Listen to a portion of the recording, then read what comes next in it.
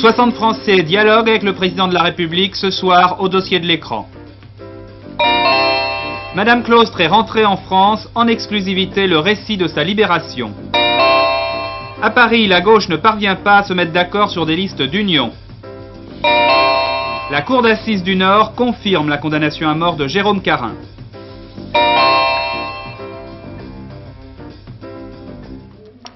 Mesdames, Messieurs, bonsoir. Françoise Claustre est en France. Elle y est arrivée avec son mari il y a un peu plus de 2 heures, mais pas à Paris, à Toulouse, car il y a des parents dans la région.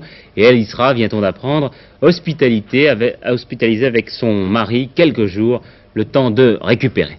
Pensez bien que ce sera le gros morceau du journal de ce soir, d'autant que nous vous présenterons en exclusivité un document inédit, le récit de la libération de Françoise Claustre, de son départ du Tibesti et de son arrivée à Tripoli en Libye.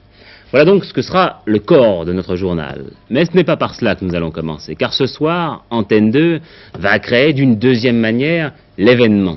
Armand Jameau et son équipe des dossiers de l'écran ont en effet décidé d'inviter le président de la République à leur émission, sans doute l'une des plus populaires de toutes les émissions de la télévision. Le numéro de ce soir sera tout à fait exceptionnel, puisque réalisé en direct de l'Élysée entre 20h30 et 23h30. Jamais sans doute nous avons eu autant d'invités sur un plateau, vous les voyez déjà installés sur des petites tables.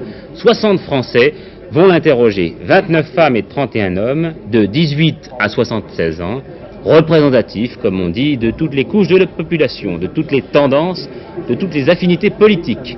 C'est la Sofres qui avait établi une première liste de 1200 personnes. 60 d'entre elles ont donc été tirées au sort. L'émission, je vous l'ai dit, va durer 3 heures et après, le président de la République invitera tout le monde à dîner à l'Élysée. Un dîner d'anniversaire en quelque sorte, puisque Valéry Giscard d'Estaing aura demain 51 ans. Donc, grand patron de toute l'opération, Armand Jameau. Nous avons pour cette émission que nous réalisons, mes amis et moi, depuis 10 ans, toutes les ambitions. Celle d'aborder, de durer le plus longtemps possible, d'intéresser de plus en plus les gens, d'aborder les sujets les plus importants. Et déjà, dans le passé récent, nous avons eu des invités de dimension internationale dans cette émission, notamment Solzhenitsyn, Golda Meir. Nous avons une longue liste de gens que nous souhaitons essayer d'inviter, que nous allons essayer d'inviter dans les dossiers de l'écran. On a envisagé d'inviter Kissinger, peut-être le président Ford, qui vient de quitter la Maison-Blanche, le président Sadat, s'il veut bien répondre à notre invitation. Je ne vois vraiment pas pourquoi on n'aurait pas souhaité avoir aussi dans les dossiers de l'écran le président de la République française. En donnant la parole 3 heures au président de la République, ne craignez-vous pas qu'il y ait des protestations des partis de l'opposition? Et comptez-vous à l'avenir, dans une nouvelle émission, inviter par exemple M. Mitterrand ou M. Marchais?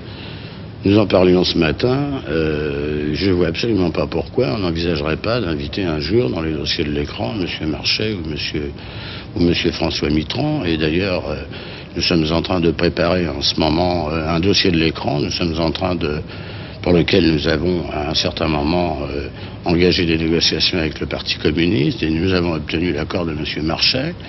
Nous sommes en train de préparer un dossier de l'écran sur le thème « Être communiste en France ». Alors, c'est un dossier qui va se faire dès que le film sera terminé, parce que là, on peut l'illustrer, si vous voulez, à partir d'un certain nombre de bandes d'actualité du passé. D'autre part, qu'on me reproche de faire, c'est possible que des gens me reprochent de faire un dossier de l'écran avec le président de la République. Je me permettrai simplement de dire que je ne vois pas pourquoi, et que d'autre part, les reproches, quand on travaille à la télévision, il faut en prendre l'habitude.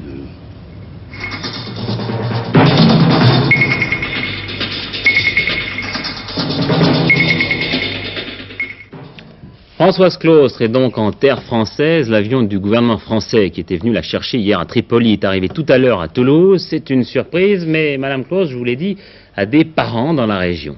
D'ores et déjà, elle s'est rendue dans un établissement de soins à l'hôpital Purpan, où une chambre de 3 lits a été retenue pour un check-up qui ne devrait pas excéder, dit-on, 48 heures.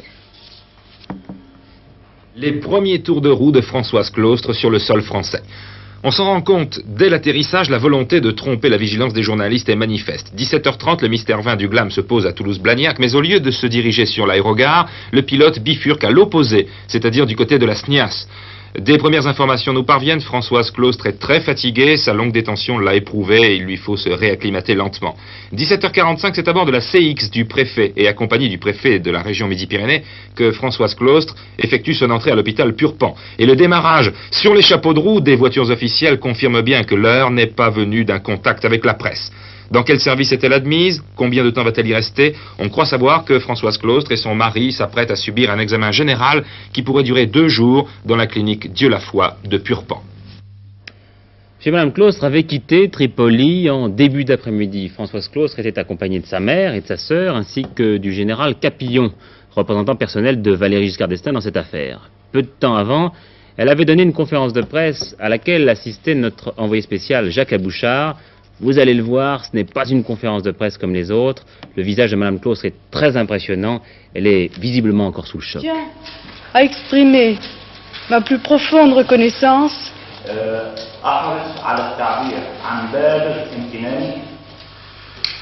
et à remercier du fond du cœur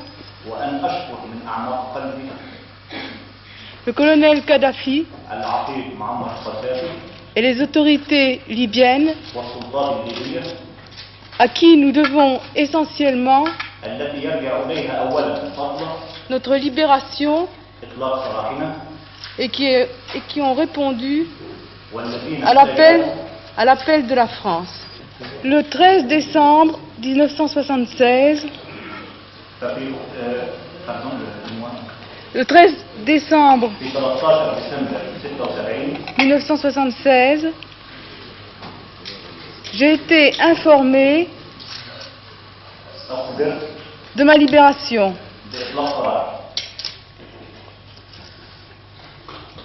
Mais je n'ai pas voulu partir du Tibesti sans mon mari.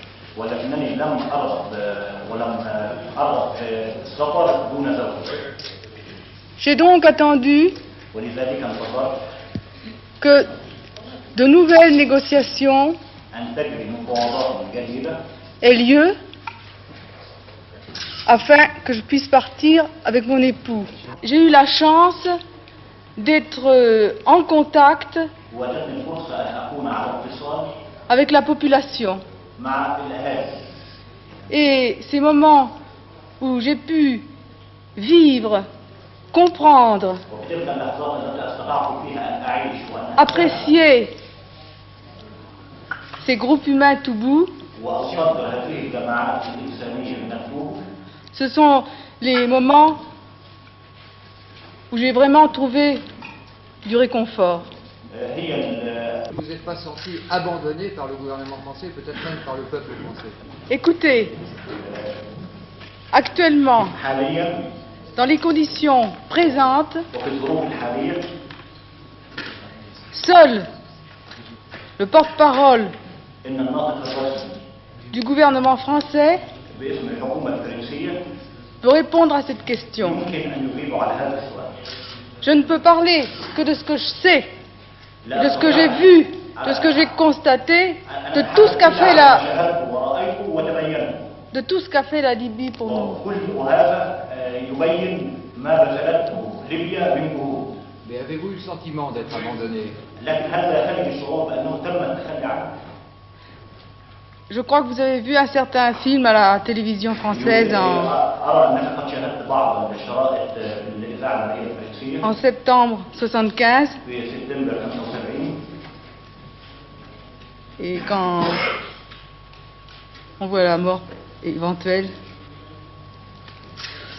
il n'y a rien à dire.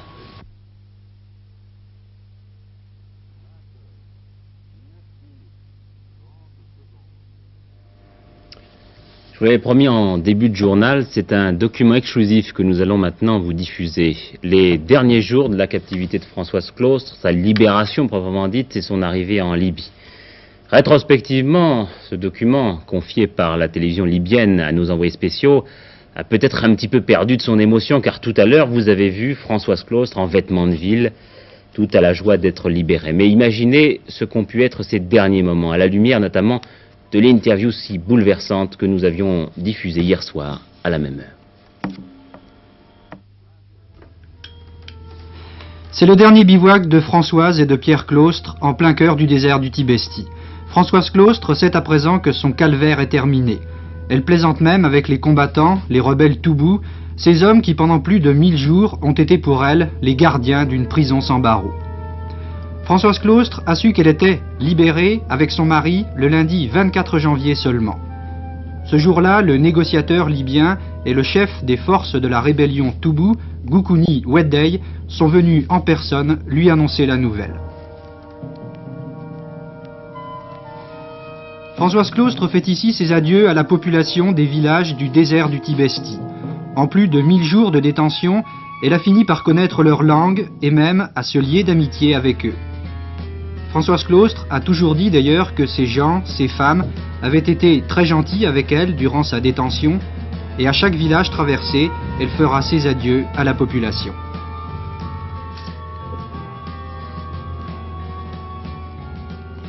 Mais la route est longue. Il a fallu 3 jours de discussion uniquement pour préparer ce voyage de la liberté. Il faudra 8 jours aux époux Claustre et à leurs accompagnateurs pour aller du cœur du Tibesti à Tripoli, la capitale libyenne. La plus grande partie du chemin s'est faite sur les pistes du désert dans 2 Land Rover qui avaient été donnés à Hissène Habré, l'ancien chef de la rébellion, du temps où l'on croyait encore sauver Madame Claustre en payant les rançons. Enfin, après 6 jours de piste à travers le désert du Tibesti, Pierre et Françoise Claustre atteignent le premier aéroport militaire libyen. Ils s'embarquent à bord d'un avion spécialement affrété par le colonel Kadhafi vers Tripoli, la capitale de la Libye, qui signifie pour eux la fin du cauchemar. Oui, dans tout ce qui vient de précéder, vous vous êtes rendu compte, bien sûr, du caractère déterminant de la médiation du colonel Kadhafi, intervenu à la demande de Valéry Giscard d'Estaing. Car la France, diplomatiquement, c'est évident, se trouvait un petit peu dans une impasse pour négocier avec les rebelles Toubou, qui eux-mêmes combattent le régime tchadien. Les autorités libyennes, qui ont de bons rapports avec les 2 parties, ont donc pu intervenir plus efficacement dans la libération des époux Claustre. Cette poignée de main échangée il y a quelques heures entre le colonel Kadhafi et le général Capillon, envoyé spécial de l'Élysée, cette poignée de main consacrait symboliquement la remise de Françoise Claustre et de son mari aux autorités françaises. Elle marquait la dernière phase de la mission de la délégation venue de Paris il y a 2 jours pour organiser le rapatriement de Pierre et Françoise Claustre. Le gouvernement libyen considère que si Madame Claustre est libérée, c'est grâce à lui et à lui seul. Est-ce que vous êtes d'accord sur cette interprétation? Le président Kadhafi ne s'est pas exprimé en ces termes et n'a pas fait de commentaires sur cet aspect unique d'une intervention. Parce que hier, le ministre des Affaires étrangères de Libye disait c'est notre initiative qui a permis que Madame Claustre puisse être libérée. Je comprends ce que vous dites, mais je n'étais pas présent à ces déclarations. Le président Kadhafi, à l'instant même, n'a pas fait état devant nous de semblables propos. En général, vous avez pu rencontrer Madame Claustre? Je n'ai pas rencontré encore Madame Claustre. C'est normal? Je considère que c'est tout à fait normal. Je n'ai pas pu ni voulu entrer en contact avec Madame Claustre avant que je n'ai été reçu par le président Kadhafi. Mais est-ce que ça ne confirme pas précisément ce que nous disions, à savoir que la libération de Madame Claustre est considérée comme une affaire libyenne? Je dirais simplement que nous sommes en ce moment sur un territoire libyen, ce qui est différent.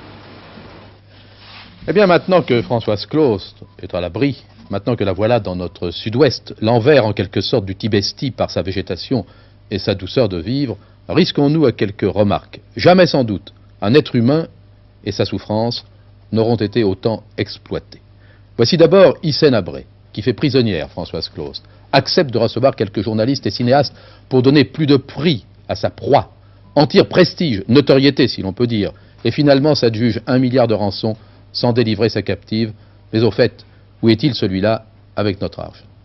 Voici encore le chef de l'État tchadien. Il ne peut rien pour la prisonnière, mais il n'accepte pas que la France, pour tenter de la délivrer, viole sa souveraineté sur une portion de territoire qu'il ne contrôle même pas et qui, outragé, donne 8 jours de délai aux forces françaises installées là-bas à la demande des autorités légales pour déguerpir.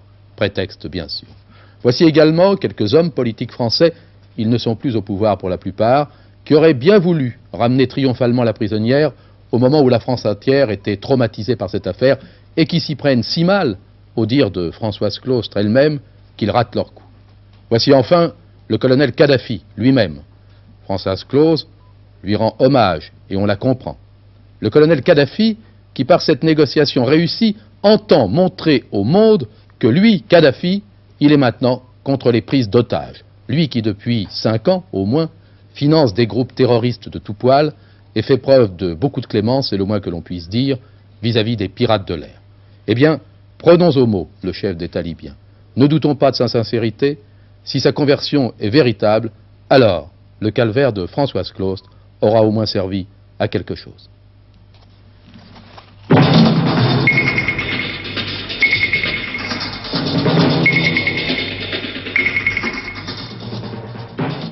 Voilà, avant de passer à la politique, 2 mots des affaires sociales. Suite des grèves dans le secteur nationalisé aujourd'hui, c'était le tour, je pense que vous vous êtes rendu compte, de l'électricité et du gaz de France. Les interruptions de courant ont été nombreuses entre 9h30 et 11h30, puis à nouveau cet après-midi entre 14h30 et 16h30, et même parfois au-delà des délais prévus. Il semble que la participation du mouvement ait été, comme les autres journées de grève dans le secteur nationalisé, bien suivie, bien qu'en léger retrait par rapport à la dernière grève de décembre. La politique, donc, est toujours la bataille de Paris, mais pas tout de suite celle à laquelle vous pensez, celle de la majorité. Car la gauche, elle aussi, connaît sa bataille de Paris, puisqu'il faut employer les grands mots. Nous voilà à 6 semaines à peine des municipales, et les négociations entre socialistes et communistes ne semblent guère avancer. Leurs candidats respectifs au fauteuil de maire, Henri Fisbin et Georges Sarr, se renvoient mutuellement la responsabilité du blocage des opérations. La seule bataille que je connaisse, c'est celle que nous voulons et que nous commençons à livrer à la droite sur Paris pour l'emporter. Alors entre socialistes, communistes et radicaux de gauche, les formations signataires du programme commun de gouvernement, nous essayons de parvenir au meilleur accord possible en vue de parvenir à notre objectif. Et les négociations d'aujourd'hui n'ont pas abouti. Les négociations d'aujourd'hui n'ont pas abouti, malgré des propositions tout à fait positives de la part de la Fédération socialiste, c'est-à-dire que nous avons essayé de lever un élément de blocage. Nos partenaires communistes n'y ont pas été, à nos yeux, suffisamment sensibles. Bref, l'affaire est à reprendre. Vous avez une date fixée ? Non, parce que nous considérons normal et naturel de demander à la direction de notre parti son sentiment sur cette affaire, puisque, à l'évidence, l'enjeu est d'importance. Il n'est pas sérieux de prétendre que ce blocage résulterait d'exigences excessives de notre parti ou de sa volonté de réduire la place qui reviendrait à notre partenaire socialiste. Nous acceptons sans l'ombre d'une réserve que le Parti socialiste, comme tous nos partenaires, trouve dans les listes et dans la conduite des listes la place que les électeurs leur accordent. C'est ainsi que sur Paris, où il y a 18 listes, nous proposons que 9 listes soient conduites par les socialistes, 7 listes conduites par les communistes et 2 listes conduites par le mouvement des radicaux de gauche ou une autre formation. Par contre, la difficulté résulte de la volonté du Parti socialiste de s'opposer à ce que dans les 5 secteurs où la gauche est majoritaire, et où depuis 1965 elle l'emporte avec des listes conduites par des communistes, où en 1973 7 députés communistes ont été élus, eh bien sa volonté est d'empêcher que ces listes soient à nouveau conduites dans les secteurs par les communistes. Voilà d'où résulte le blocage. En face, au sein de la majorité, le temps n'est plus aux éclats, au délire verbal, pour reprendre l'expression de quelqu'un de connu, mais l'affrontement entre Michel Ornano et Jacques Chirac devient beaucoup plus feutré. Ce matin, le ministre de l'Industrie proposait la possibilité de liste d'union avec le RPR dans certains secteurs où l'opposition constitue un réel danger. La réponse de Jacques Chirac, qui en a profité pour annoncer qu'il se présenterait dans le 5e arrondissement, cette réponse-là n'est pas directe, vous allez le voir, elle est plutôt narquoise. La semaine dernière, j'ai dit à peu près la même chose que M. Monod hier, à la suite de quoi a eu lieu la réaction que vous venez d'évoquer. C'est-à-dire que j'étais prêt à rassembler autour de moi toutes les composantes de la majorité, y compris, bien sûr, les républicains indépendants. Ma proposition, qui ne date que de quelques jours, a été accueilli par une sorte de délire verbal qui d'ailleurs par moments a frisé l'insolence et par des sanctions infligées à ceux d'entre eux qui nous avaient rejoints. Aujourd'hui, nos listes sont constituées et je me suis résolu à les conduire au premier tour dans le cadre du pluralisme majoritaire qui a été préconisé par le président de la République comme étant la formule la plus efficace pour lutter contre la coalition socialo-communiste. Je me suis engagé à respecter la règle, et ceci au nom de tous mes amis, selon laquelle le mieux placé reste seul au deuxième tour et bénéficie du désistement déclaré des autres candidats de la majorité. J'attends du reste, je le note au passage, toujours que les autres candidats de la majorité prennent le même engagement. Jérôme Carin, condamné à mort, les jurés de la Cour d'assises du Nord ont eu besoin de moins d'1 heure pour confirmer un verdict déjà prononcé par ceux du Pas-de-Calais au terme du premier procès de cet homme jugé pour l'assassinat d'une fillette. Un crime horrible, écœurant, mais dont on avait beaucoup moins parlé que de l'enlèvement et de l'assassinat du petit Philippe Bertrand. L'avocat général Le Flen est un homme redoutable. Cheveux en brosse, tête carrée, voix forte, une sorte de rouleau compresseur devant les jurés de Douai. 8 hommes, une femme, 9 visages sévères venus des corons pour faire leur devoir de justice.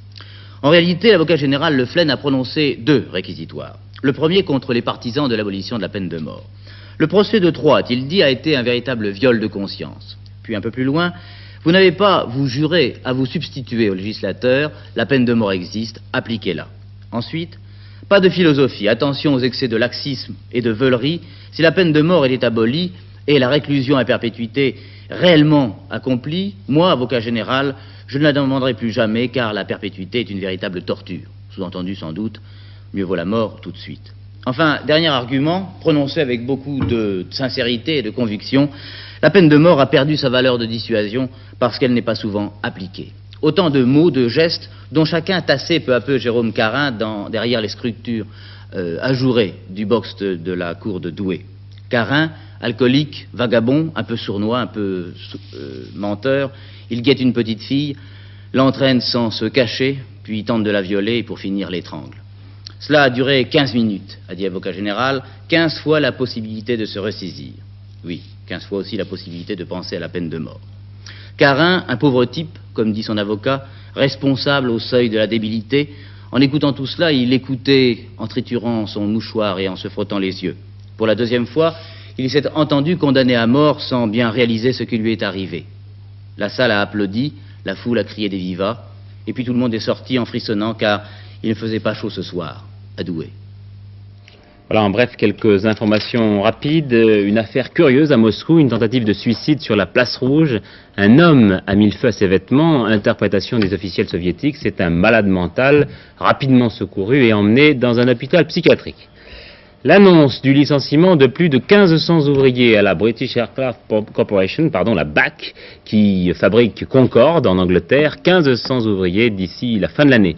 Enfin, la victoire de l'Italienne Claudia Giordani dans le slalom spécial de Maribor, comptant pour la Coupe du Monde.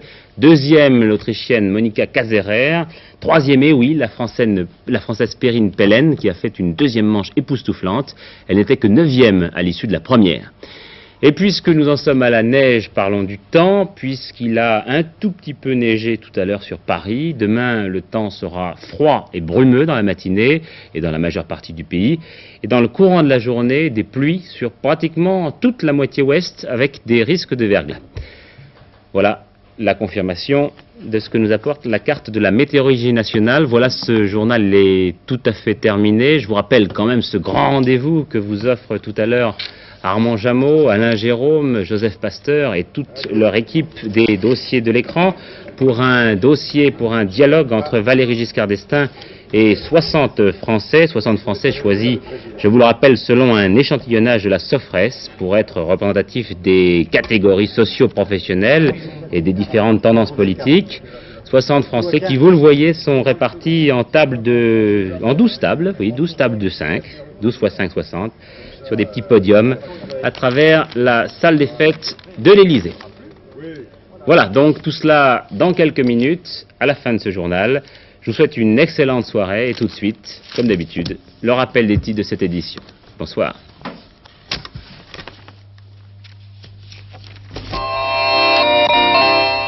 Aussitôt rentrés en France, les époux claustres sont hospitalisés à Toulouse. À Paris, la gauche ne parvient pas à se mettre d'accord sur des listes d'union.